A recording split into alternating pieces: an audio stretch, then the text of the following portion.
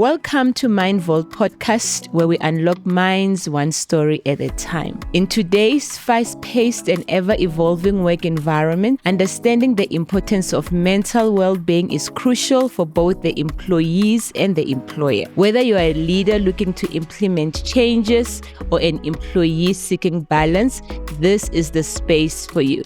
So let's dive in and discover how we can transform our workplaces into thriving environments for mental health.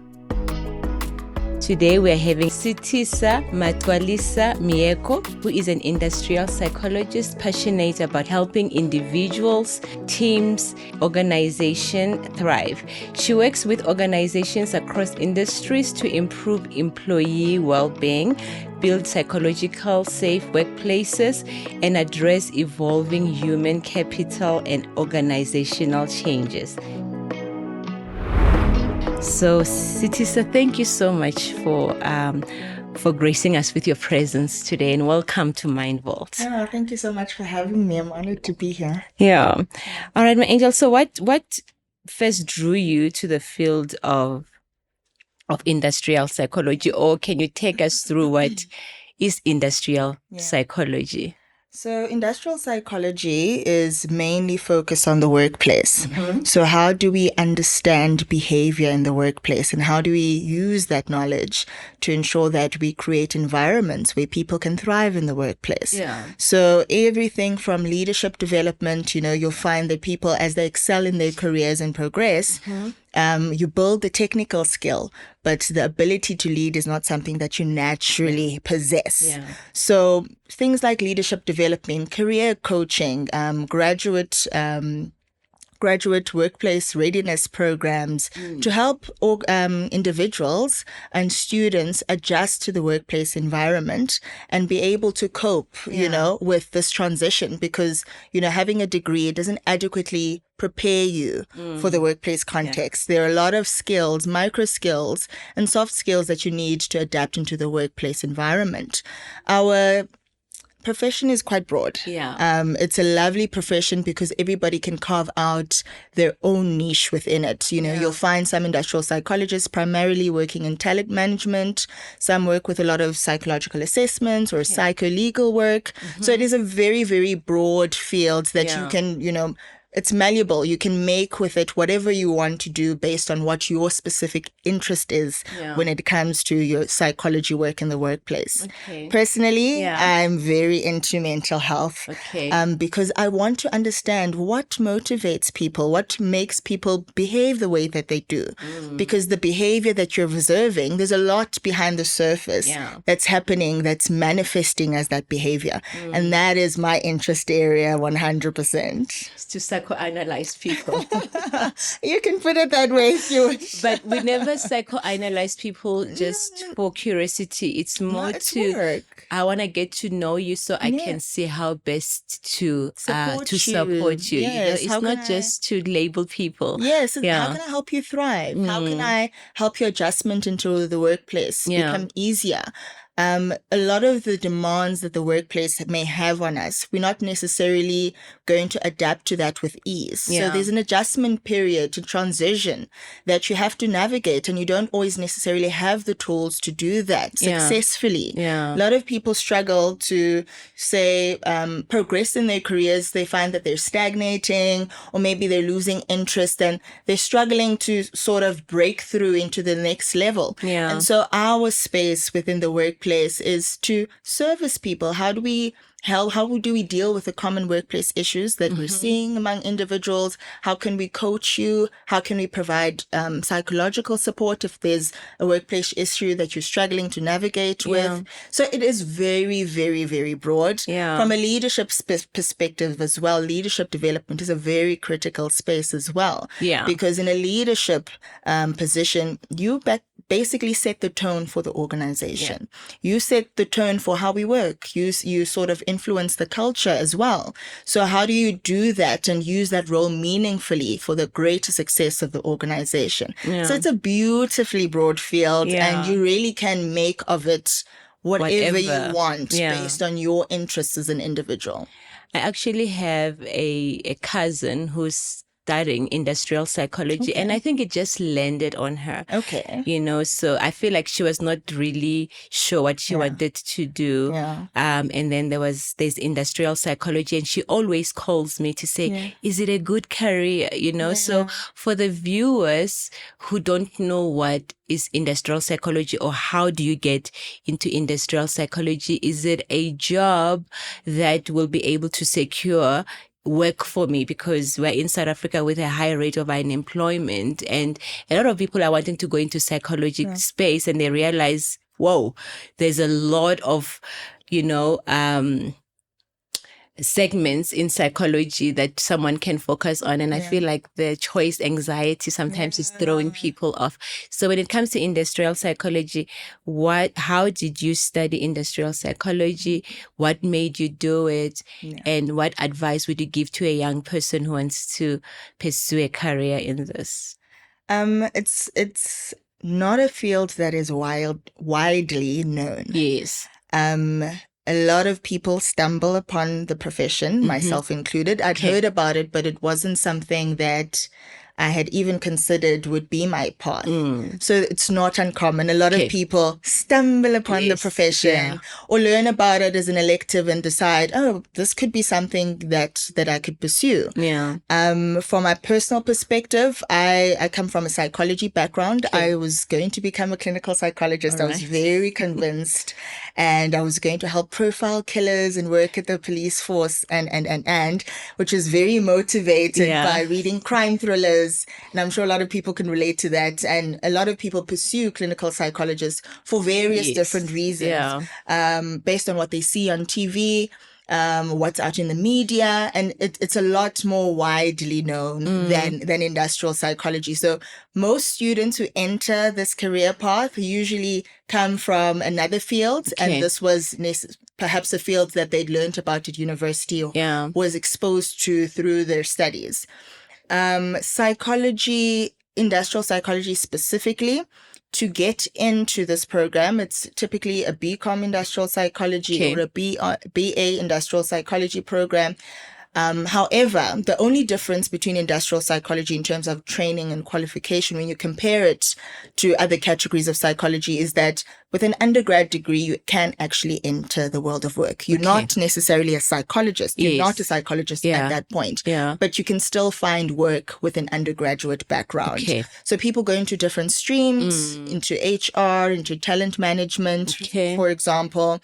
So there is space in that regard. Some people do the undergrad and then pursue the honors and then enter the world of work. And those of us who are pursuing the psychologist path, then of course you have to go the whole 9 yards. You have to do the masters. And then you do the internship, you register, you write the board exam, and then you register with the board, which is similar to the other categories. So the path with us is non-linear. You have at least the opportunity to make decisions as you go, because the reality is that not everyone can be funded throughout. Not everyone has the luxury of studying for 7 years before they can earn an income. And so the beauty of our profession is that there are a few exit points and a few redirects that you can take, other than going the full scope into, registering and becoming a psychologist. I'd also like to add that we also have allied categories of psychology that we also can delve into. So becoming a psychometrist, for instance, after your honors program, or going into the B-Psych equivalent qualification, which is your registered counselors.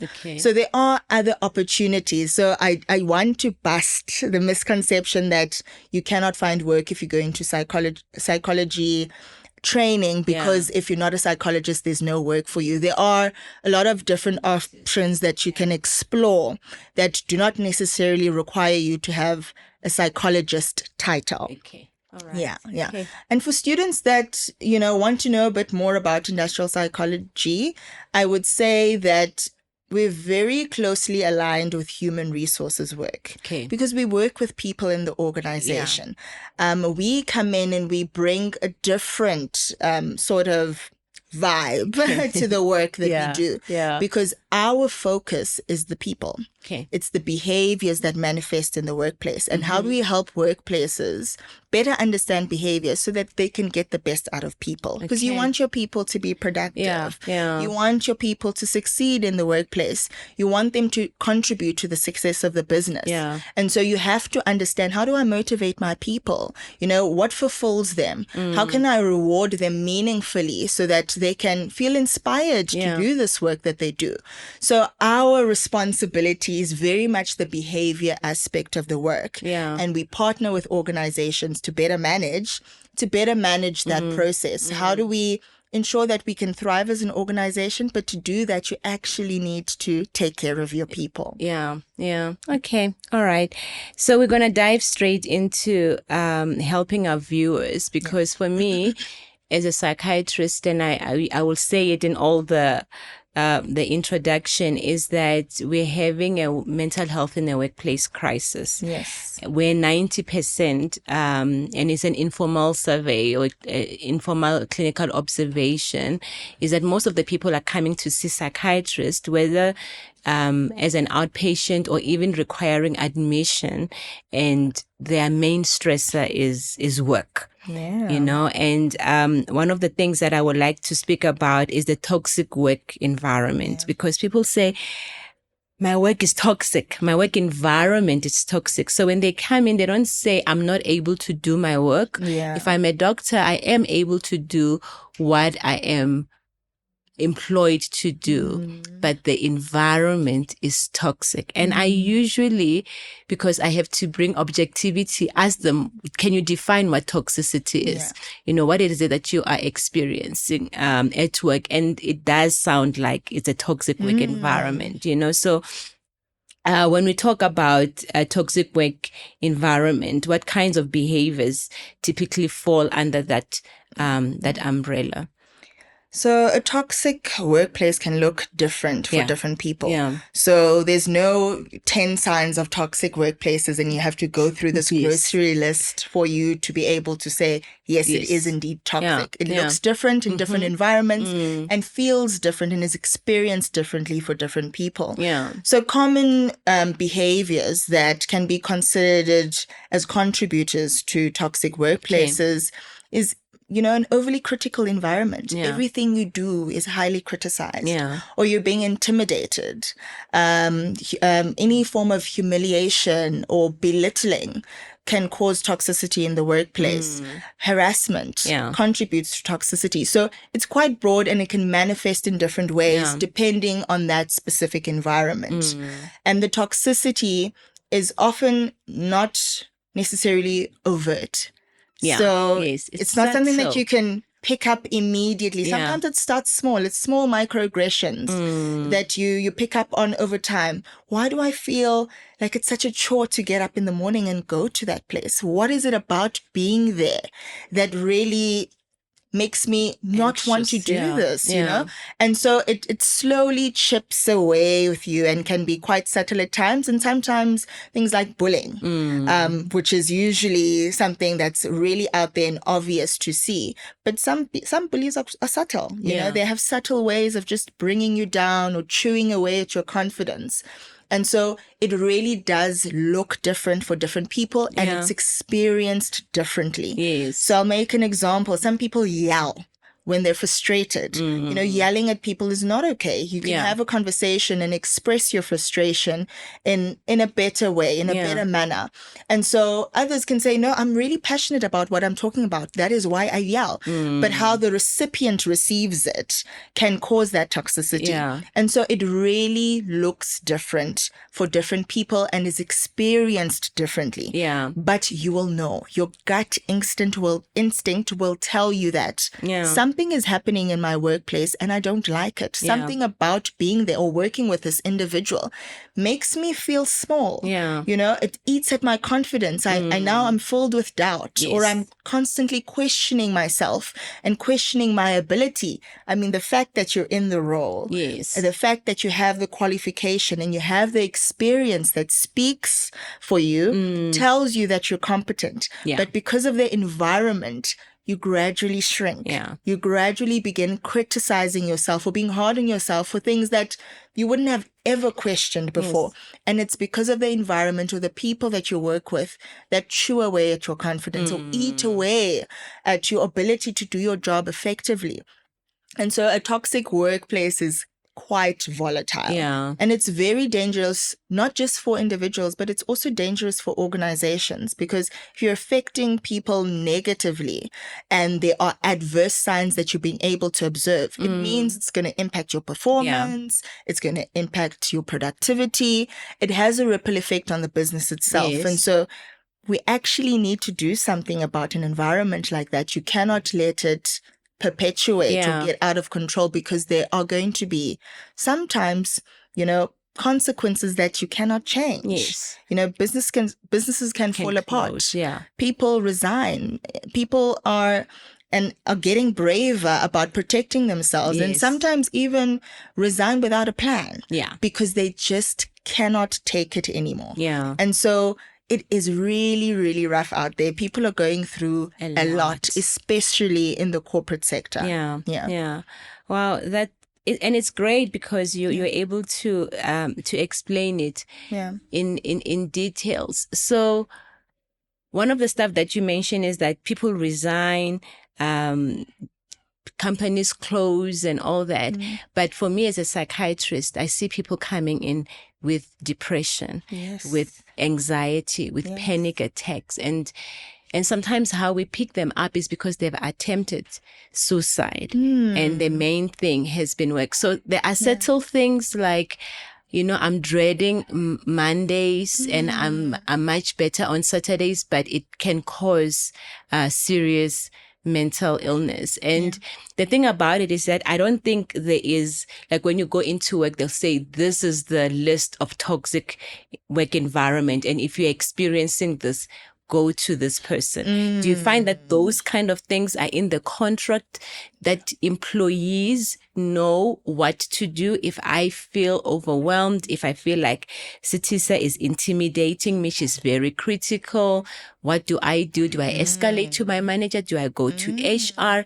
Do you what advice also can you give to individuals when they're experiencing this toxic work environment on how to help themselves, but also let the employer know about what is happening on the ground?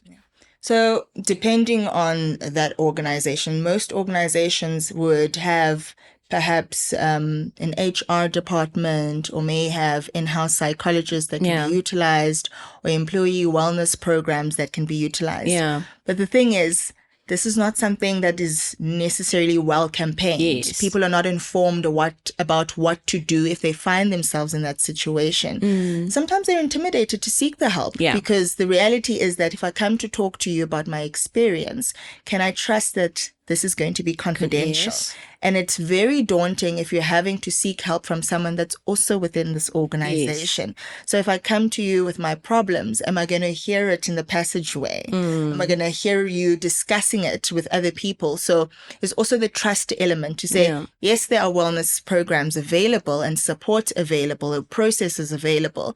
But if there's no trust in those processes, people are not going to seek help. There's also the other aspect where maybe the source of toxicity is coming from your manager. Yeah. What do you do then? Where do you go? Yeah. So it's very important for organizations to have adjacent services that are available for intervening in such instances. Yeah. So if you're struggling with workload, maybe you have an impossible workload in comparison to everyone else. And this is a form of toxicity from management. It's a way to maybe bully you out or prove your incompetence, etc., etc. There's so many different ways in which you can be oppressed in an organizational sense. So adjacent services are very, very important, because you want to have someone that is perhaps retained by the organization to provide those kinds of support services. There's various types of organizations like Lyra that work with corporates to provide adjacent services that are available 24/7. So call-in helplines if someone needs to deal with something immediately, or if it's something more urgent. There's coaching available through those platforms, psychological services, counseling services that are available. Unfortunately, this is not the reality for all organizations. So smaller organizations are not going to have a plethora of services available to you. And so the general public won't know where to go. They won't know, I can actually get help from Dr. Clementine for this. This is something that she would typically address. They don't think to see a psychologist. Chances are, by the time you see a psychologist, you've probably explored everything else first. So by the time they're coming to you, they're at the cusp of crumbling. They're falling apart.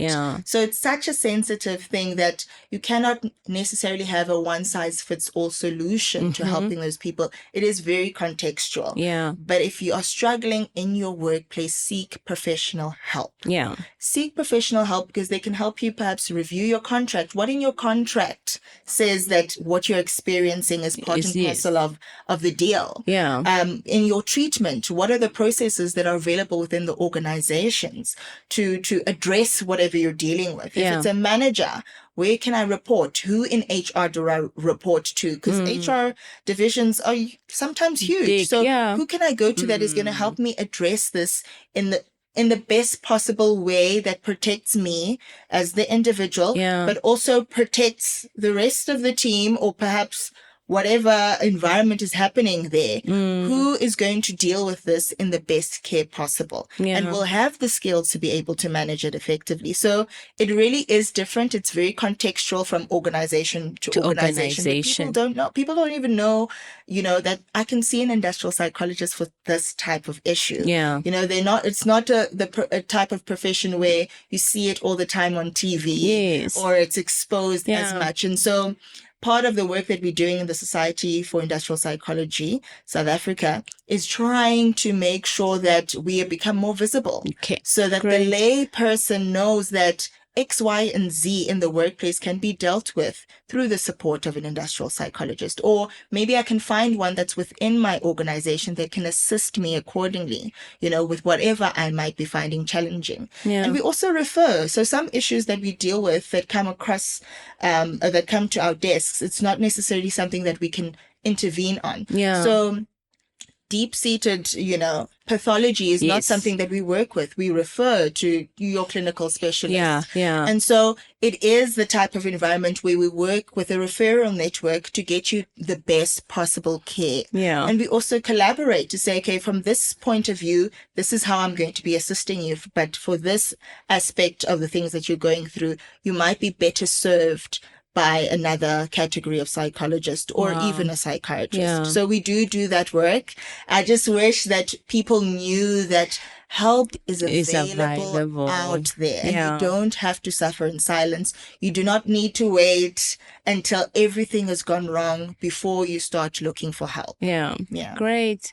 And I'm going to start referring because, like I'm saying, my training is that we refer to counseling and clinical psychologists when someone comes with depression, and now that I know that people can be referred to individual industrial psychologists to help them review the contracts and see how best do we communicate the distress. And one thing that I'm getting also from this is that you're saying that some people have the privilege that the employer can provide the services, but some people will have to look outside of the employer because, I always say that your mental health is your responsibility. You cannot always leave it to your employer. Just because your employer cost it doesn't mean that they will actually fix it. So, people might sometimes have to look outside within the environment. And if you feel like, I can actually liaison with your employer, or this is the structures that I know your organization have, you will be able to refer them back to their structures to get to get the help. I think that was very informative. Yeah. Yeah. I also want to add that employers do have a responsibility to take care of their people. Yes. They have to take care of their people. So oftentimes when we, interact with organizations, we actually have to show and prove, what is the impact on the bottom line? Yeah.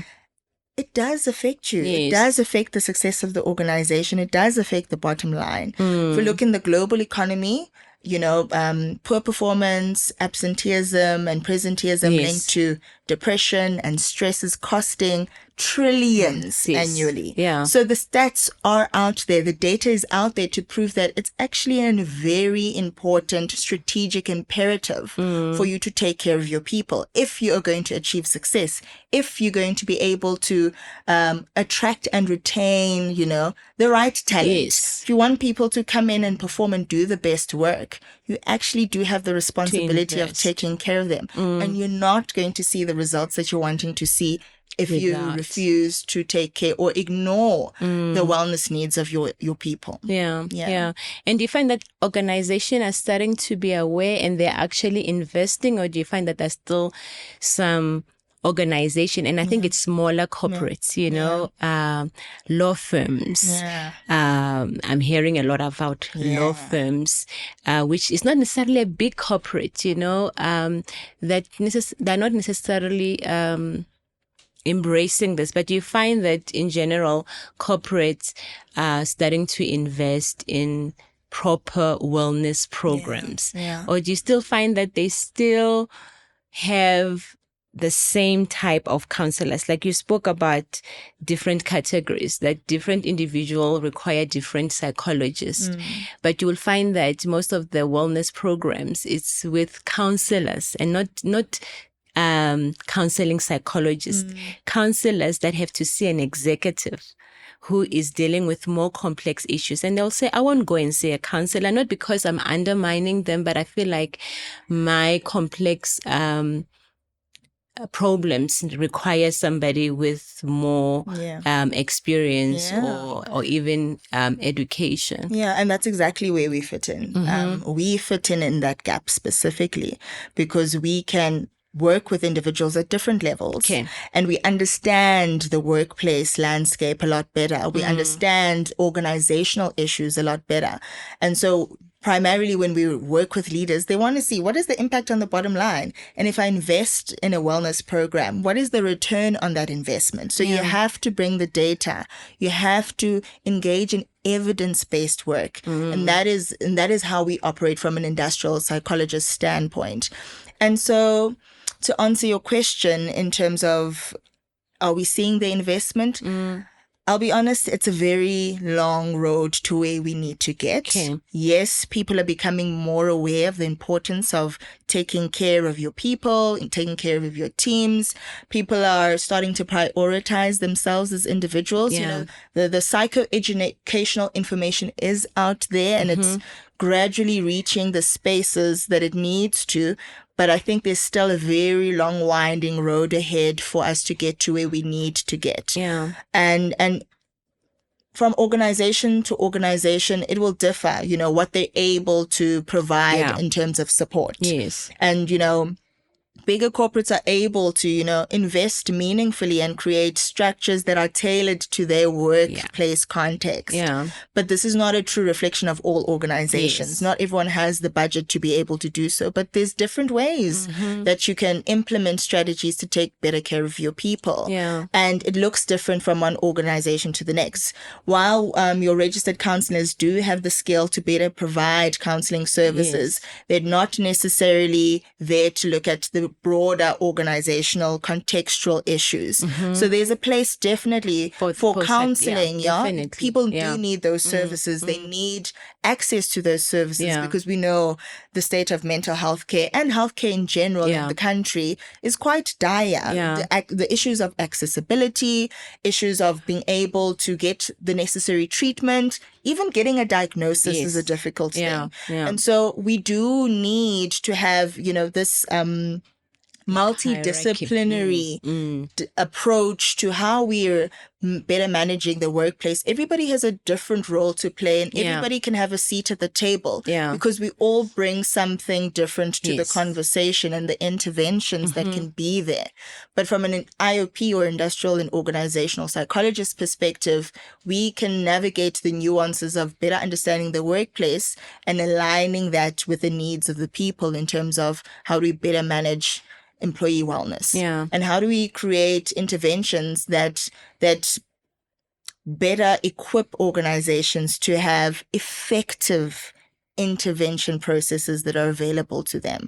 So what are the organizational wellness programs that can be introduced so that this is not a once-off thing that's offered on the wellness day and then the rest of the year you're on your own. But there's different ways that you can implement interventions throughout. You know, based on budget, based on accessibility, but there are ways to ensure that the conversations are happening, that we're making our people more informed.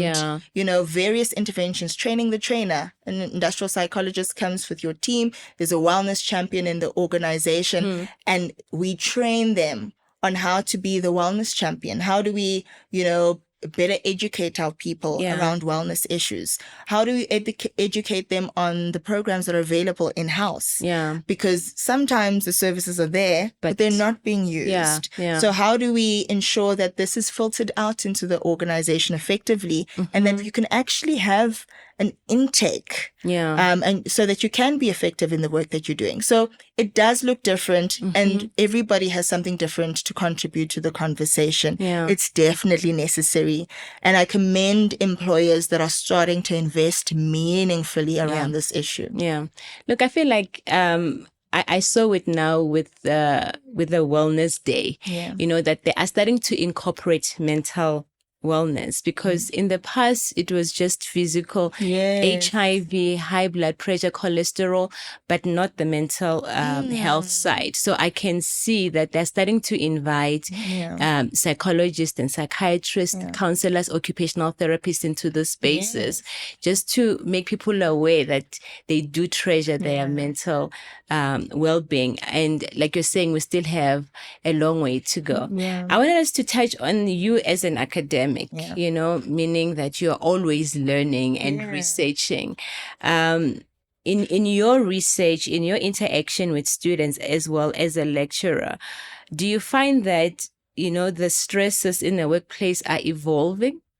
And what contributes to that? Because for me, I can see that I would say that pre-COVID, the stresses that we saw in psychiatry were different after COVID. Like I'm saying, pre-COVID, it was other issues, usually romantic relationship were the major thing why people were coming to see us. Now work after COVID has been the big thing. Do you see that in your research? As an academic, that there is evolving stresses in a workplace, or is it constant? We're just becoming more and more aware of certain things. I think that awareness definitely plays a role. So some of these issues have been happening for a very long time, but people didn't have the language to express what it is that they're experiencing, what exactly is happening in their place of employment. And if it's not something that's overt or in your face, you don't really know how to grapple with it or seek help. You don't even realize that help is needed. The workplace is also ever evolving. So there's fresh challenges every day. So with the advancements of technology, the entry of artificial intelligence, automation, machine learning, big data, all of these things are causing a hyper alertness of the importance of being an adaptable employer, being an agile employer, so that you can remain competitive, remain in the market, and not be pushed out by all of these developments. And so that creates a fresh anxiety for people. You know, the impact of all of these changes is that people now constantly have to reskill themselves. You know, that qualification that you got at university is not going to keep you employed. And so as the workplace begins to actually continues to change, so do you. You also need to continuously develop. And so responsible employers invest in the development of their staff. They make sure that their employees are also updated and at the cusp of developments and adjust accordingly.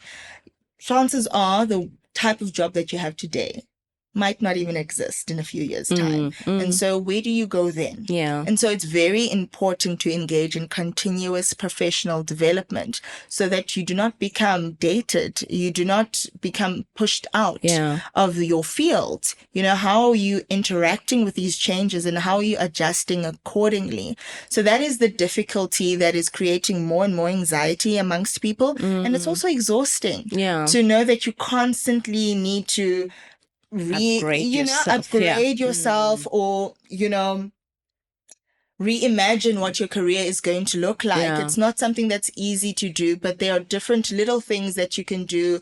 That short course maybe that you were thinking about, 1 or 2 workshops here and there that ensure that you understand the direction that your career is going and how do you ensure that you keep up with the direction that your career is going. So those are some of the newer challenges that we're finding. So gone are the days where you get a job and you work in that job for 20 years, 30 years.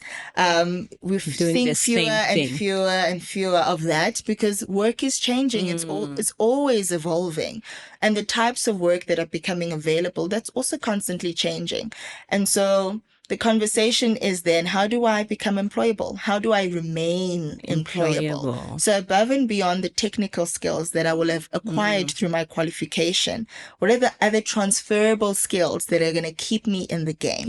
Because that's the language now. Transferable skills, the skills that I've obtained through my formal education and through my qualification and the experience that I've gained in the workplace. What are the skills? What is the golden thread of skill that I've been able to hone?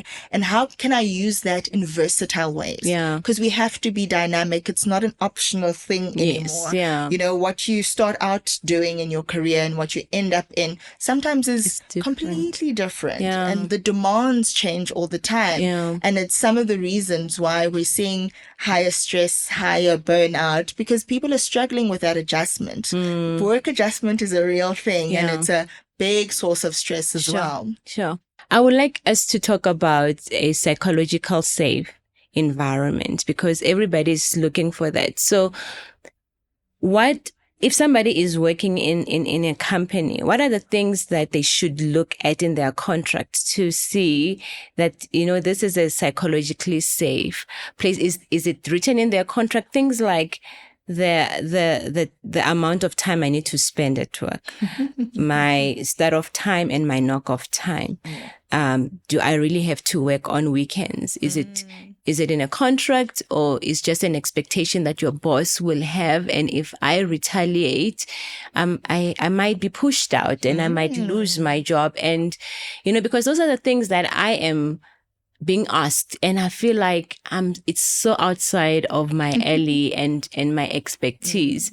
And I find myself struggling to advise, people. So what is a psychological safe workplace, and how can individuals empower themselves when they are struggling at work? We have spoken about them seeking help, but what are the little things that they can look at in their contract to say, I'm contracted to work from 8 to 4, and I actually start work at 7 and I finish at 6, and I can manage that, but now I feel like you're pushing me to work longer hours. I have a client who starts work at 4 o'clock in the morning and finishes at 9 p.m. And she thought that is normal. And she came with severe burnout, so I just wanted to know that what is a psychological safe environment, and what are the little things that the employees can orientate themselves with so that they know how to best support themselves when they find themselves in a crisis, or even how to avoid a crisis. So a toxic work environment can also push boundaries. So if your boundaries are not respected, that's a cause of concern. Contractually, what's going to be in the contract in an environment like that and what actually happens usually differs, because no organization is going to tell you that you have to work around the clock. It's not feasible. It's not sustainable. And so working from 4 a.m. to 9 p.m., that's definitely not sustainable. And it's no surprise that that person is experiencing burnout. A psychologically safe environment is one that respects the individual's voice. It respects different perspectives. So if you find yourself in an environment where if you have a different point of view or a dissenting opinion and you're afraid to raise it, that's an alarm bell that actually my workplace is not quite psychologically safe. Yeah. So typically an environment that prioritizes psychological safety is one where we actually want those different views. Yeah. We want, different perspectives. We want people, whether they agree with us or not, we want them to be able to share their perspective. If they want things to be different, they're able to communicate that without fear of repercussion or punishment or any adverse consequence. That is psychological safety. And to be able to foster that in an organization is a top-down thing. You know, the leaders need to walk the talk. Yeah. They need to champion it and show and facilitate it. Go out of your way to seek people's opinions. Yeah. Go out of your way to give them a platform to raise their point of view. That's how you begin to foster a psychologically safe environment. You want people to feel that regardless of what I think, even if my views are different, I know that I can raise that and I'm safe to do so because I'm not going to be hunted down afterwards for saying what I feel. And so if you're finding that you're in a space where you're expected to work around the clock, output, it doesn't make sense. Safe, yeah. That's when you're going to find that there's less productivity because people can't be that all the time. Yeah. You need to be able to recharge. You need to be able to have downtime so that you can show up as your best self. Yeah. And so if you're going through something like that and you cannot raise it, you're not in a safe environment. Something about that environment is telling you that if I raise this, my job is on the line. Yeah. I may lose my job. Yeah. Something tells you that, I'm going to be crucified or ostracized for sharing a difference of opinion. I've heard lots of scary and crazy things being said. You need to shape up or shift out. Yeah. If you can't stand the heat, get out of the kitchen. Yeah. And those are very toxic mentalities because it's saying that I don't care about your human experience. All I care about is the output. But I'm an individual. I'm a person. There's humanness in me. Yeah. So above and beyond the work that I'm doing, life is also happening. I'm dealing with kids at home. I have a family. I need to be able to show up in all of these avenues as my best self. Yeah. And I will not be able to pour out of an empty cup if I'm running on empty. I cannot produce. I cannot be innovative. I cannot be creative if I'm exhausted or worked to the bone. Yeah. And so organizations need to respect working hours. Yes. An organization that is going to email you at 10 p.m. and ask you at 8 a.m. why you haven't responded or, actioned the email, it's not possible. Yeah. Yeah. That is after hours. That is during my downtime. Yeah. And so we need to have clear expectations from the onset. What is contractually indicated as something that is required of me when I take on this job. So if you tell me that from this time to this time, those are my working hours, I will show up in those hours. Yes. But beyond that, do not expect me to show up unless I'm working overtime and I volunteer to do so, or unless I'm working on that one specific project and it's time sensitive, then sure, let's buckle down. But it cannot be an expectation that 24 hours a day, 7 days a week, I'm on call and on standby and ready for an email at 3 a.m.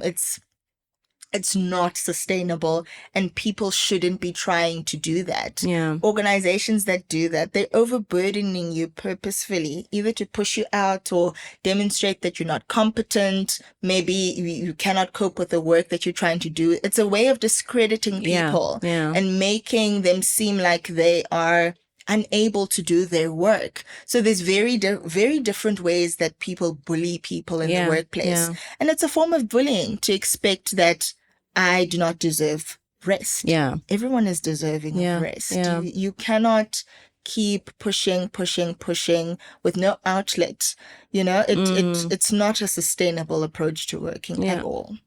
And you mentioned in the beginning that, work has become a very competitive area. Yes. And so it's very competitive, meaning that there are less opportunities available for people, less options.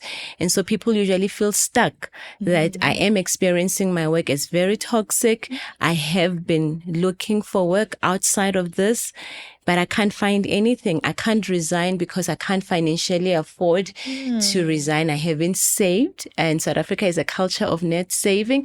And so it means I have to bear this. And they get to a point where they have to choose between life and work. Yeah. And, because leaving that toxic environment is not an option sometimes for a lot of South Africans, So in closing, what can you advise somebody who is finding themselves in that situation where they feel like they're between a rock and a hard place and I can't bear this, but I'm also not able to leave? The unfortunate thing about our humanness is that if you are going on empty and there's nothing that's being done about it, your body is going to decide that for you. Yeah. It's not going to give you the option. And chances are it's going to shut down at the most inconvenient time. Yes, true. So the best thing that I could say, and it's not advice because people's experiences are different. You cannot, there's no one size fits all. There's no, one antidote to everything. It's impossible. But things usually start small. Yes. How is the environment slowly chipping away at me? Yeah. What boundaries are being set earlier on? So it's very important to set those boundaries earlier on as you get, in terms of what are the expectations, what is feasible, what is sustainable, and what is not. Okay. So it's very, very important. And if those boundaries are being violated, that's a red flag. Yes. It's telling you early on, before things get out of hand. It's telling you early on that this is a cause for concern. And I always tell people who are finding themselves in a position where they cannot necessarily leave, build your evidence. Protect yourself with facts. Yes. Because if you have a conversation with someone that is gaslighting you, for instance, or purposefully making the workplace unbearable, having that conversation is not going to yield anything. Yeah. And in fact, it puts a target on your back.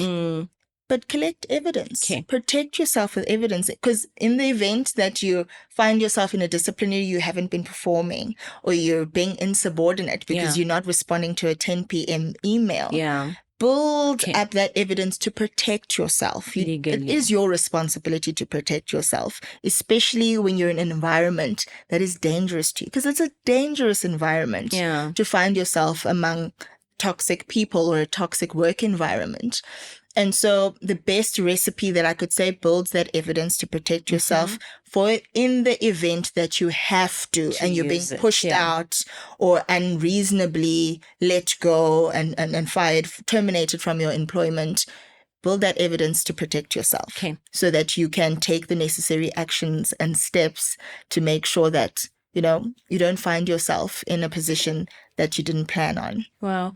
Sithisa, this was very nice and very informative. I've learned a lot. Yeah. I did tell you when I sat here that you're going to be teaching me a lot about industrial psychology. But one thing that I'm taking from you is that there's always a way out, right? And the way out is not necessarily suicide. It's not necessarily impulsively resigning because of frustration. Is that, number one, be aware when things are still mild and start intervening.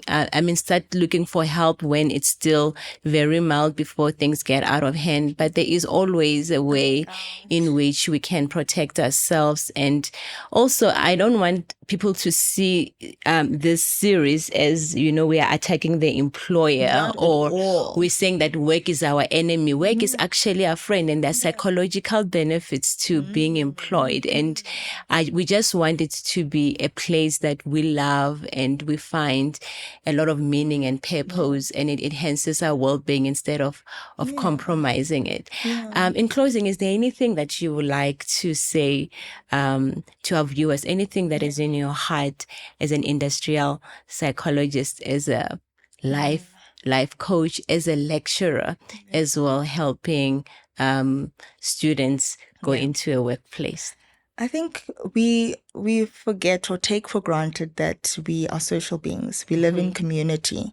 So build your community. Rely on your support network.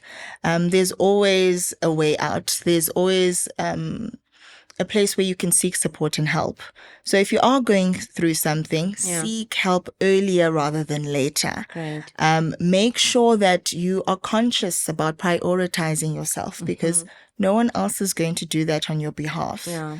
And in terms of from the employer perspective, there's so much that you can do, to support your staff, to support your people. And sometimes it's not necessarily these grand gestures that are needed. Sometimes people just want to be heard. Yeah. Create the platform for people to be able to express their concerns.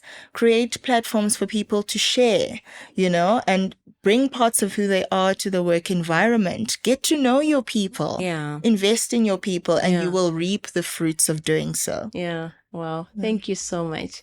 Ladies and gentlemen, I think that you have heard another beautiful, informative session. And so thank you again for joining us. Please remember to subscribe, to share, and to like.